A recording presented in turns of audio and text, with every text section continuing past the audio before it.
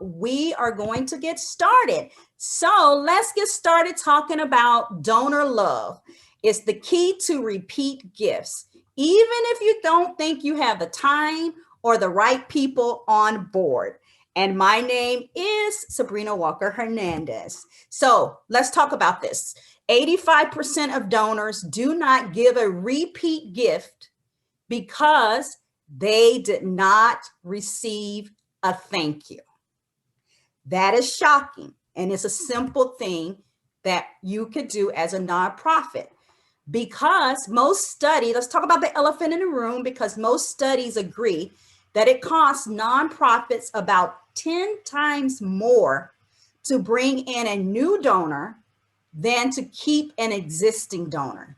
So for each 100 new donors nonprofits bought in, they lost 99. So while you're spending time and money courting the new kids on the block, the old ones who are already sold on your cause, we don't pay attention to them. They're left out. So we need to make sure that we're showing our existing donors donor love. And I use this donor love approach for over 15 years as the CEO of a nonprofit organization. I increased my annual operating budget from $750,000 to $2.5 million. And I completed a $12 million comprehensive capital campaign and started and grew an endowment to $500,000 and had 180 days cash reserve. And my organization was located along the Mexico-Texas border in the third poorest county in the United States. So I know this works. Today, you will leave this webinar ready to show your donors some genuine love. Because when you do that, you'll keep more donors. And when you keep more donors, you'll raise more money. So are you in the right place? You're in the right place because today's training is perfect for you if you want to keep your current donors, if you want to raise more money, if you want to move your donors up the ladder to repeat gifts, and if you want to stop working so hard to get new donors. So it is very worth it. So if you're anything like me, I need you to focus just for a little while. I want you to close your emails, close all 20 of the browser windows you currently have open. I had to do that before I jumped on. Close the door. And if you have kids, just tell them don't kill themselves or each other for the next hour. That's what I need you to do. But before we get started, I wanted you to know that this presentation is being recorded. If you have any questions, you can chat them, and I'm going to answer the questions at the end in a formal Q&A. And to ensure a seamless webinar, so you don't drop or anything like that, check your internet connection. And again, this is just another reminder, close all your tabs. It is so easy to get distracted because emails are coming in, Facebook pops up and you want to know what somebody says. So close all your tabs. So let me introduce myself. Again, I'm Sabrina Walker Hernandez. I studied political science and public administration. I obtained a nonprofit management certification from Harvard Business School. And for the last 25 years, I worked in the nonprofit industry in direct services, operations, and executive leadership. In 2018, I was diagnosed with cancer and I felt I needed to retire. And everybody always asks me, why do I put the cancer in there? I put the cancer in there because it was the whole impetus for my company starting, you know, supporting Brain Hope, supporting World Hope. I thought of it when I was in the hospital doing a stem cell transplant. And I thought, what if there was a way that I can help other nonprofits stop the exhausting fundraising grind without adding another time-sucking task to their to-do list? And I went to work, and guess what? I created a way. So since then, I've been helping small nonprofit staff and board build relationships that convert into donors. So I'm using everything that I learned to get you there faster. I want you to picture a day when all your fundraising systems are in place and you're raising money even when you're sleeping. I want you to picture a day when someone comes up to you and says, I love the work that your nonprofit is doing, and I'd like to write you a check right now. And picture a day when fundraising has become easy and fun, and you always have enough to fund your mission. The one thing I know, and write this one down, relationships plus results equal recurring revenue, which is retention. You want to retain the donors that you have. So it's relationships plus results equal recurring revenue, which is retention. And donor retention must be a priority if you want to survive and thrive in today's competitive nonprofit marketplace, period. There's no arguments or excuses. Securing donors only to lose them is just not good business. So when we're talking about relationships, let's boil it down to something that we can remember. Relationships. Let's talk about the 3 P's of successful donor retention. 3 P's. If nonprofits do just these 3 things, donors would likely give again or give more. So what are those 3 P's? We want you to have a prompt thank you. We want you to have a personal thank you. And you need to do a powerful demonstration of your gift's impact.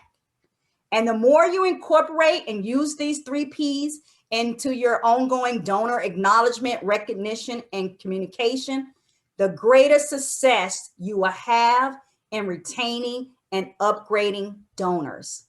So again, 3 P's: prompt thank you, personal thank you, powerful demonstration of gifts impact. So let's talk about prompt thank you first. So don't have your mind blown when you see this. I'm going to tell you exactly how to get this done. A prompt thank you. Donors should be thanked within 24 hours of receiving a gift. So it lands on your desk. You got the gift. Now, immediately, you should be sending a thank you card and they should get it. It should go out of your office within 24 hours. They should receive a thank you within 24 hours. I'm going to let you know how to do that. So when you're doing your thank you card, because you do need to do a handwritten note, and it's old-fashioned, but it works. It should be warm and genuine. It should assure them that the funds will be used as they intended and affirm their investment will make a difference and give concrete examples of how that investment made a difference. So here's the ideas to get you started. How are you going to accomplish that in 24 hours? So 1, at the end of each board meeting, have board members write thank you cards and sign them. Do not address them to anyone. So your board is going to, in the meeting, write thank you cards. If you're very good, you give them a script, and I'm going to be sharing a script with y'all at the end. Give them a script, tell them just write this out and sign. Do not address it to anyone. Then you're going to collect them, and you're going to have a stockpile on your desk. And when the gifts come in, you're going to just simply add the name, sign your name, and send them off. Okay? So the other thing that you can do is recruit a group of board members willing to make a few calls on a regular basis. So that 24-hour thing, let's say you have 2 or 3 board members that say, you know what, I'm going to be a part of the fundraising process, because this is a part of the fundraising process. I'm going to be a part of the fundraising process by being a thanker. And so when that gift comes in, it hits your desk, you send an email to that team, to that one person on that team and say, Sabrina gave $500. Here's her cell phone number. Can you call and thank her? 24 hours, it's on your desk. They get a phone call from a board member. That's going to elevate everything. And then you already got in the mail the thank you card. So they're getting touched twice. Board member call as well as the thank you note in the mail. That's going to set your organization apart majorly. Because I can tell you, I have given to, let's say, 7 nonprofits over the course of the last quarter, and I received one thank you, one great thank you, and that was it. So I know that this will set your organization apart. The other thing that you can do is have board members host an annual donor thankathon at a designated board meeting. That means perhaps the last 15 minutes of your board meeting, you're going to give each of your board members a list of, let's say, 10 names and their cell phone numbers. And right there at that board meeting, they're going to pull out their cell phones. They're going to call those 5 or 10 names, whatever you decide to give. And they're simply going to say thank you. Right? And I say do it during the board meeting time as a part of your board education, because it will motivate and other board members will see it happening, and you know that it got done, right? The whole goal is to make sure that it gets done. So this could be a part of your board education. You're going to carve 15 to 20 minutes out of your board meeting, and everybody's going to make calls, and you're going to have that list already ready. Here's your 5 names. Let's say 5 names. Here's your 5 names, and let's make the call. And yes, it is okay to leave a voice message. And usually what you need to do is already have it scripted out, so that you get to the point real quick, because when people start calling, especially a number you don't know, they might let it go to voicemail, but if they answer, you want to be able to say, hey, I'm Sabrina with such and such organization, and I just called to say thank you. Get to the thank you real quick, because they're going to think you're asking for money. So because that's what we do. So that is your get started quick actions. So hopefully you look at this and you say, okay, I can do 1, 2, 3. These are pretty easy for me to do, and I can get that thank you out in 24 hours. So the next thing is personal thank yous. So when you are doing those scripts with your board members, or you are writing these notes, you need to update thank you notes every month with a new success story. The beginning and the end of the letter itself doesn't change. What changes is the middle. After the phrase, let me tell you about. So you would say, let me tell you about Kimberly. Kimberly is a member of our after school program. And then you go in to tell Kimberly's story. This will help, your thank you notes always stay fresh, regardless of when the donor gives, because you don't want the donor to receive the same story every time. Remember, we're trying to get them to do repeat gifts. So if this is their 3rd gift and they're receiving the same story, they're going to be like, all you help is Kimberly. So you need to change it up each month and give them a new story every time, because the goal is repeat gifts. And the goal is personal thank you, making a personal connection, because donor needs to connect to a human being, because they need to feel an ongoing connection. Otherwise, they're unlikely to repeat their gift. So the more personal, the better. So making sure you include those personal success stories every month is going to be key. And making sure you don't do a mass email, especially a mass email holiday greeting. You want to personalize it, because it's going to make a difference. So let's say, for example, you see something like, Dear Sarah, I think what you did was wonderful. Now Mary and her kids can sleep through the night. So you made it about the donor and you made them the hero. Because of you, I want to know that you're wonderful. Because of you, you know, Mary and her kids can sleep through the night. And so you really make it about the donor and you really make it a personal connection. And they are the superhero. So here's some ideas to get you started. You can set up a personal visit with the donor. You know, this won't make sense with every donor, but for folks who you're cultivating for a major gift or a significant upgrade, it is the very best thing that you can do. Face-to-face still reigns king. Whether you're in the cultivating phase, which means you're getting to know them, or you're ready to ask them for an ask, it needs to be face-to-face. And people always ask me, what is a major gift? Well, a major gift is anything that makes your heart goes pitter patter. So if you if you got a check in the mail right now and you open it up and you're like, oh my God, you know, and you want to tell somebody, that's your major gift level. For my organization, we consider a major gift $500 and above. But if you're a university or somewhere larger like that, maybe it's $25,000 and above. It is whatever that makes your heart goes pitter patter. And those are the ones that you need to do face-to-face and personal visits, have those personal connections with. You can send a video thank you.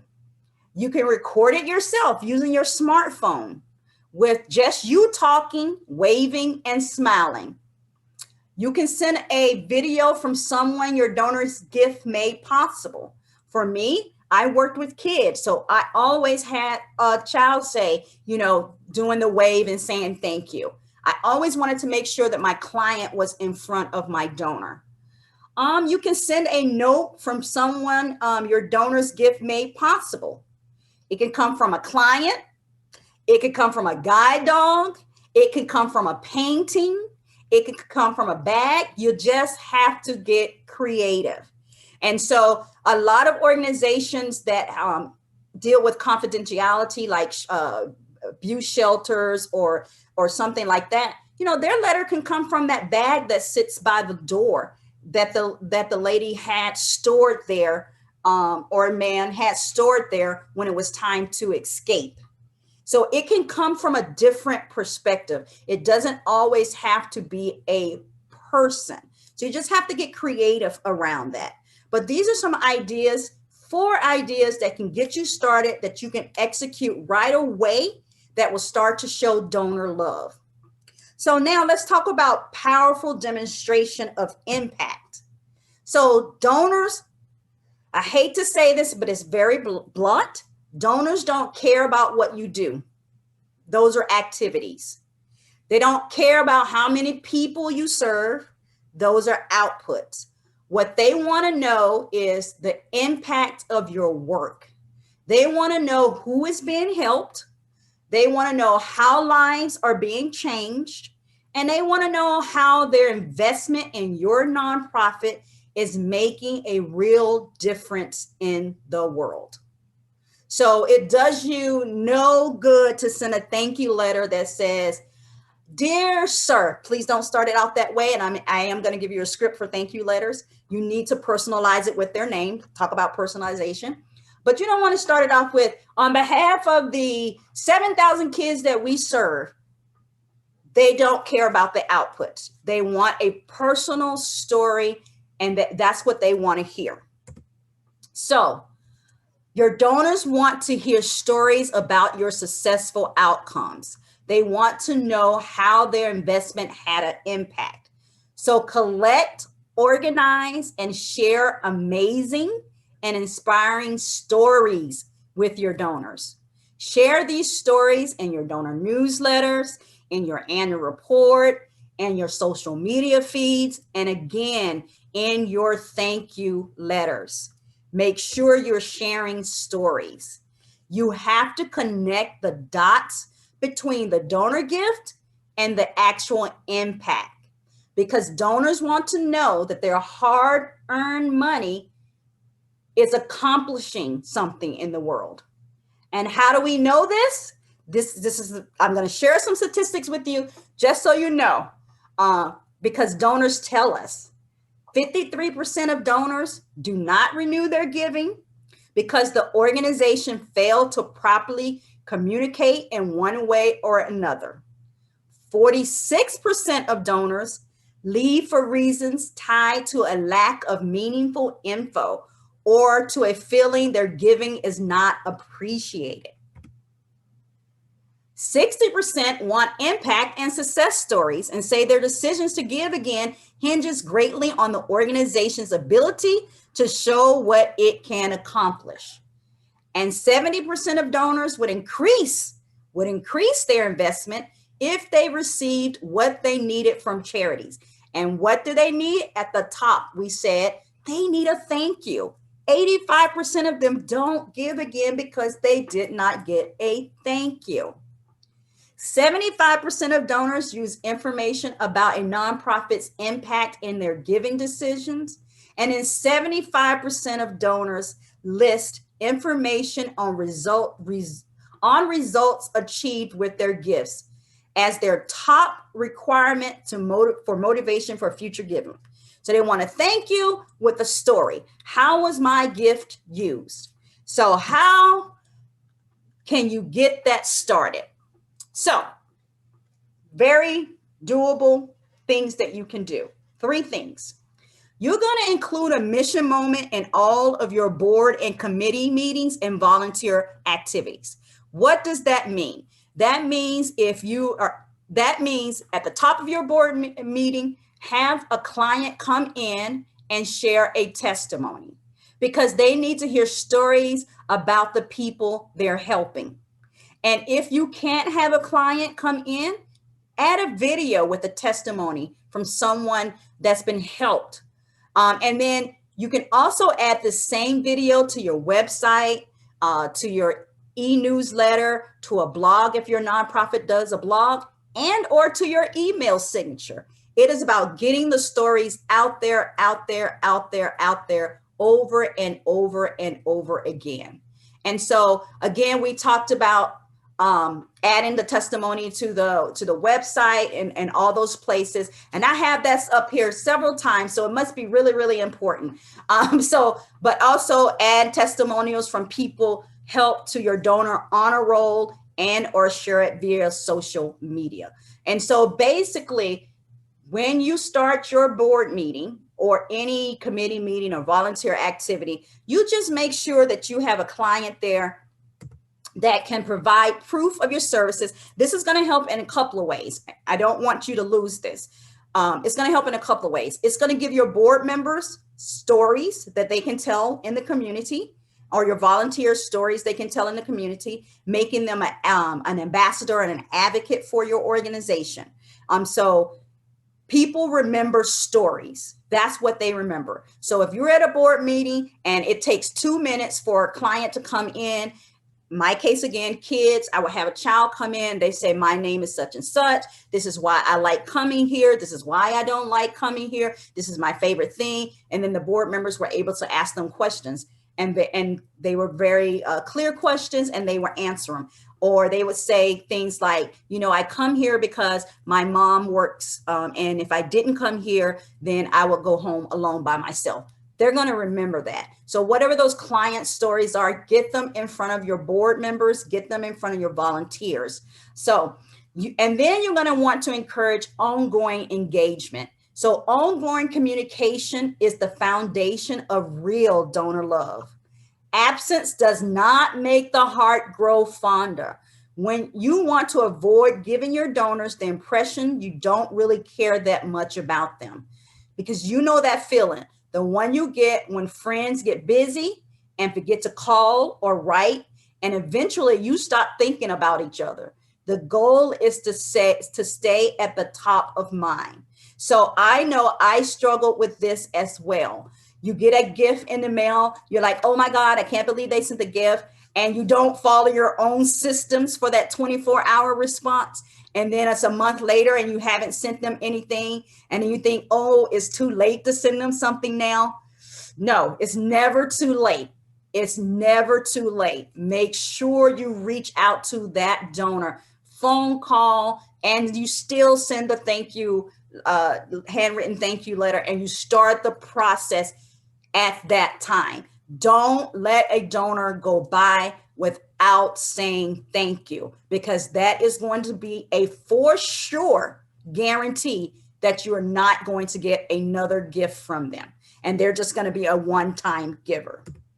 So don't be afraid to reach out more than a few times. Connect emotionally on a frequent basis. Donors need to be reminded how their money is being applied towards results that are lasting and effective. Donors want to hear from you if you make them feel awesome, if you report on outcomes that they care about, if you make them feel in the know and part of a special community, and particularly if you're asking them for their feedback, opinions, and advice. The other thing that I know is where feedback and advice is given, money will soon follow. So what are some ideas that can get you started? Here are some ideas of some stories and how you can include those stories in your thank yous. Some phrasing for that, just to get your mind going. So when you're writing your thank you, you get, remember back in May when we told you we were at 600,000 meals short. Well, thanks to you, we just served that 60,000th meal. You're giving them credit for it. Remember when you received an appeal asking you to help Janet and her son? This is actually coming from Janet. I'm Janet, and thanks to you. And Janet proceeds to tell her story. Remember last year when we told you Jimmy was the first in his family to graduate from college? We thought you'd like to hear Jimmy just got a job. And so do you see, I hope that you can see, if you just rephrase it a little bit and give them the information and update them on your clients, it's going to make a difference for your nonprofit. And some have even taken this a little bit further, and I do want to introduce you to this concept. I don't know how many of you know of the original 5 love languages by Dr. Chapman. Well, I'm very familiar with it, and I will tell you I am physical touch, and I am also gifts of appreciation. So it's a little test that you take, and it tells you what's your love language. That's what I am. My husband, on the other hand, is acts of service and words of affirmation. And so you're supposed to show love in the way that that person receives love. And so they have developed the 5 donor love languages.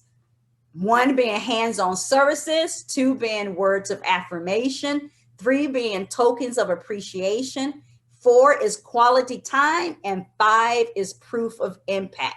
So as you're going along and you are learning about your donors, you're meeting with them face to face, you're having phone calls with them, they're coming in for tours of your organization, you're just discovering all of these things about them. You can categorize them in one of these 5 categories, and that'll tell you how to show them donor love. So let's talk about hands-on service. So the people, for many donors, they want to roll up their sleeves and engage in hands-on experience and feel something, whether it's spending an afternoon at a summer camp for grieving children, or ride along with program staff doing outreach to people experiencing homelessness in their community. Hands-on service can be life-changing and enlightening experience. So if you have a donor that you say, oh, I think this donor would like, hands-on, they want to come in, they want to work on it, then you make sure you jot that down. And when you have a hands-on service activity, you make sure that donor is invited. Again, it's personal. Are you getting to know your donors? And if you are getting to know your donors, can you characterize them and how they receive love? So some donors is words of affirmation, the thank you calls, and the handwritten notes of appreciation They're priceless to them. And research confirms that 5% of donors report wanting their gift acknowledgement letters personalized with a handwritten note, and bonus points if those notes and letters are signed by board members. And I just told you at the top, how are you going to get your board members to do that? And the data on the effect of board member thank you calls to donors is even more compelling. If a board member calls, that's why you're going to have those 2 to 3 board members that makes phone calls as a part of your donor team. That even has a more higher impact on that donor. You may have some donors that like tokens of appreciation. Remember, mine is gifts. So that would be tokens of appreciation for me. I love getting those. But when I talk about gifts from nonprofits, the best one that came to me remember I said I got the best one, they delivered donuts to me with a handwritten note. And they just left it on my porch and texted me that it was out there. I felt so appreciated. But when we're talking about tokens of appreciation, we're not talking about swag. So don't go waste your money on pens with your logo or notebooks with your logo and all that. We're talking about unique and mission-focused tokens of appreciation. Handmade Valentines made by children in your program. Framed and matted photos of your donors taken at your organization events. A dozen cookies from the local bakery decorated with a simple thank you message. We're talking about modest and expensive expressions that convey our gratitude. I've had a donor of my organization, and for the last 10 years, I have baked him a sweet potato pie in my oven and hand delivered it to him. One year I didn't do it. I thought, he doesn't care. This is just something I do. He actually called me and said, you didn't make my pie this year. And I haven't missed since then. Even since I stopped working for the organization, I still make sure I make a sweet potato pie and take it to him. And this donor just wrote $1,000 check to a board that I serve on. And not only did they do that, they also purchased $50, 50 tickets valued at $50 each from me. So that sweet potato pie obviously connected with them. And I make sure that I do that. The other donors like quality times. For some donors, nothing replaces a face-to-face visit when it comes to spending quality time. Each quality visit must meet 2 or more of the following criteria. Leave the donor feeling valued by the nonprofit, convey the impact of their giving to the cause, deepens the donor's understanding of the needs of the nonprofit's aim to meet, and strengthens the donor's emotional connection to the nonprofit work through storytelling. So you're meeting with them face to face, but you're making sure you're letting them know what the needs are. You're sharing stories with them. I had a donor that I would meet with probably every other month. I take them out to lunch. Very wealthy donor, but if I invite him to lunch, I paid for the lunch. And we got to sit and we got to talk and develop a personal relationship. Again, going back to one of the P's, it has to be personal. The other one is, the last one is proof of impact. So a lot of donors like data. They like the reports.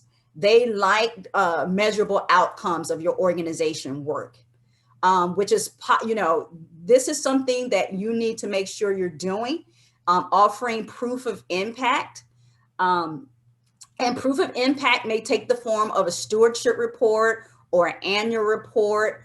They call them annual impact reports, but they're formally known as annual reports. And your annual reports or your mid-year reports, I would do a mid-year report and an annual report. You could include some of that, what you call data. That is, how many people did you serve? What was the outcomes of your program?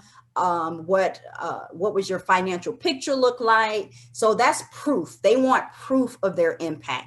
I did have a board member who geeked out on the annual report because it had all the graphics and the data in there. And that's what they liked. They wanted proof. So ask yourself, Does donor love work? And I'm going to tell you that it does. The research reports a donor-centered approach to donor engagement has a significant effect on both the donor retention and gift value upgrades. In fact, among the participants who received focused attention in this research, average gift values increased 39% and donor retention was 70%. 70% after 14 months. Donor attrition for the control group who didn't receive focused attention exceeded 80%. So 39% values increased. That means they gave, and the next time they gave more. And 70% of them a year later was still giving. Whereas with the control group who didn't receive anything, didn't receive this donor-centered love, 80% of them went away. And so, yes, it does work to show some donor love. So let's start loving on our current donors and stop obsessing about strangers. And would you like, I'm going to ask you this, is would you like to raise more money and actually have a board that helps you with fundraising like me? And would you like me to teach you how to do this? You showed up here today for a reason, maybe more than one, even though we all know you're super busy. You showed up today because you're losing donors and you know you need to do something different to not only survive, but thrive.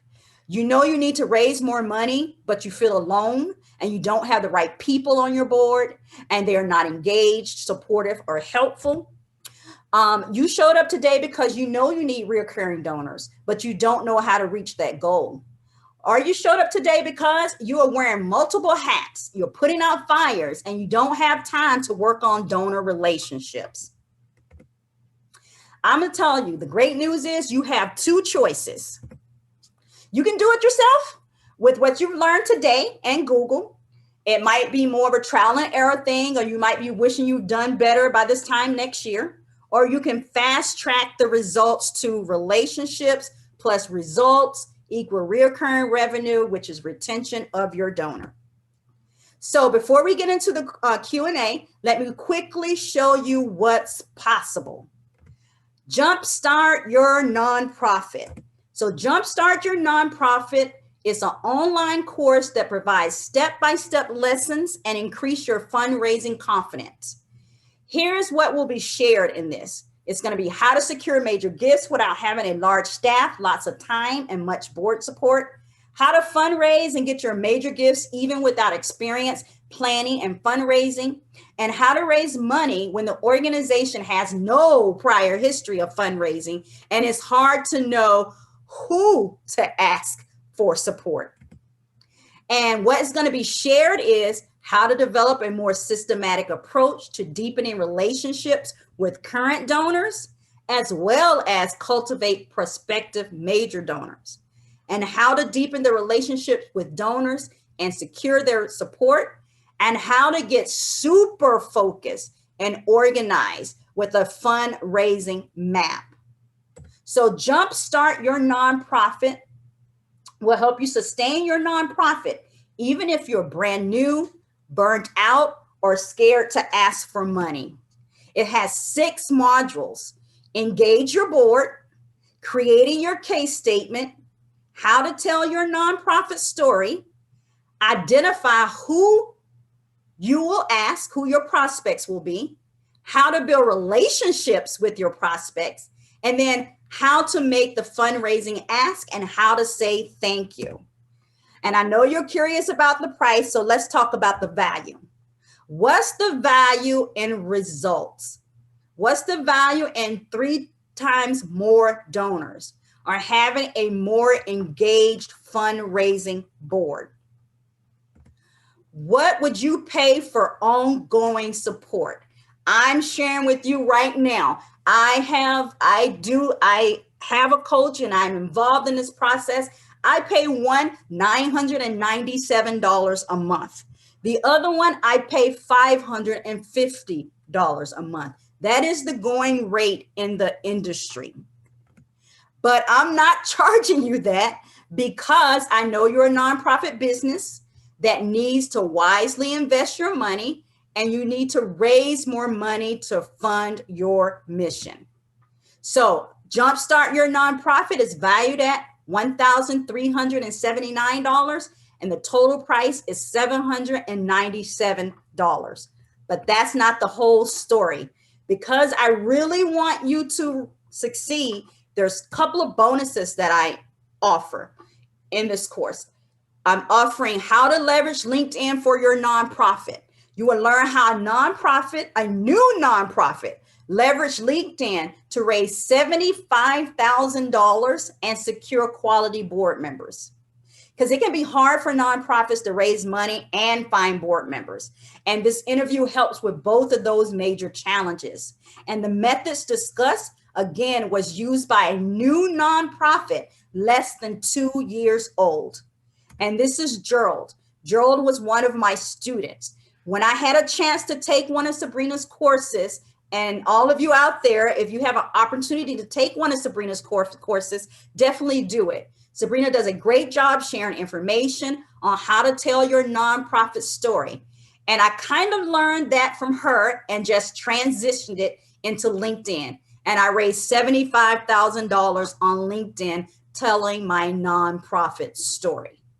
The other bonus that will be included will be a 1-hour board training called Board Roles and Responsibilities, because perhaps your board does not support you or fundraise because they're not sure of their roles and responsibility. The road to a great board is education.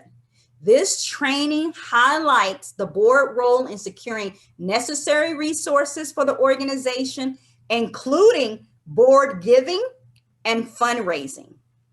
So imagine if all your board members were aware of their roles and responsibilities and understood that fundraising was not all about asking for money.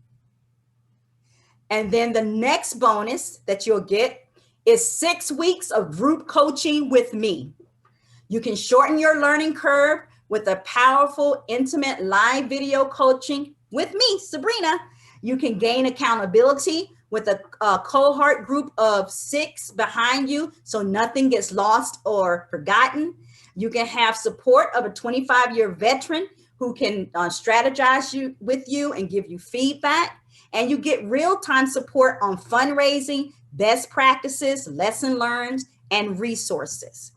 So that's 3 bonuses. How to leverage LinkedIn for your nonprofit, live 1-hour board training for your board members, not for the founders here, but for the board members on board roles and responsibility, and 6 weeks of group coaching with me. So again, Jumpstart Your Nonprofit. I spelled nonprofit wrong. It's valued with all these bonuses. It's valued at $4,129, but today's price is $797. And I'm also making it available, if you like, where you can make payments. It'll be $199 down with 4 payments of $197. Right now, the only way you can have access to this is by emailing me at supportingworldhope.com, Sabrina at supportingworldhope.com. That's the only way you can enroll. You can't go to a funnel right now. I'm not opening it up to the general public. I'm only opening it up to people on this webinar, at least for the next 3 days. And why am I doing that? Because for the next 72 hours, you'll get a 25% discount if you pay in full. So for the next 72 hours, email me, you'll get it for one payment of $597. It's gonna shorten your learning curve. Again, you're gonna get live coaching with me and accountability from a cohort. You're gonna secure your professional development. You're gonna secure board training and fundraising coaching, all wrapped up in a nice little bow, and it's affordable. It's only $1.63 a day 597 equates to $1.63 a day. So again, the only way that you are going to be able to access this is if you email me at sabrina@supportingworldhope.com within the next 72 hours. Beyond that, the funnel opens up and anybody will be able to register for this course. So I'm trying to really say the people who are investing in themselves and showing up for these webinars need to be supported. And I want to be able to offer them a very affordable path to that. So raise more money guaranteed. I know this is a big investment in time and money, so let's do it right. Here's another testimonial. If you want to push your organization forth, I highly recommend you join this program. And this is Irma Duran. She is a founder of Victorious Outcomes. And so, you know what? The choice is yours. But there's one more thing that I want you to consider. You get additional support from a group of nonprofit professionals within 13 business days, as well as an additional 6 hours of live support from me. I'm only going to be accepting 6 people, and live coaching starts Wednesday, March the 3rd from 3:30 to 4:30, with a weekly office hours on Monday from 4 to 5. And so what happens during that weekly office hour? Basically, you work on your case for support, you work on your nonprofit story, and I will help you critique it. I will help you make it better. You start it, we sit together in that office hours and we make it better, or you can ask any other question that's maybe not even related to fundraising. Maybe it's something you're struggling with that week. That will be your time. So you're actually getting 12 hours of dedicated coaching from me. So with that, I am going to stop the screen and ask if there are any questions related to the content of this webinar or my offer. So I am here to answer any questions that you may have about thanking your donors. Does anybody feel comfortable coming on, having any questions? And I know exactly what I am going to give you as well.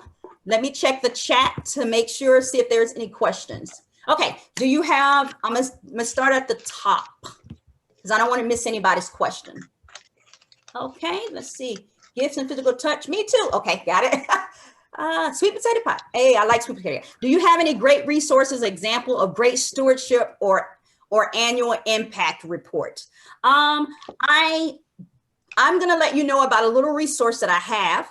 And that resource is, I have a free VIP resource library, and you can have access to that library by joining my email list. You go to my website, supportingworldhope.com, and in there, I have a lot of sample documents. Not sure if I have a stewardship document, but I will tell you with this course, I sit down with you and we write out a stewardship plan.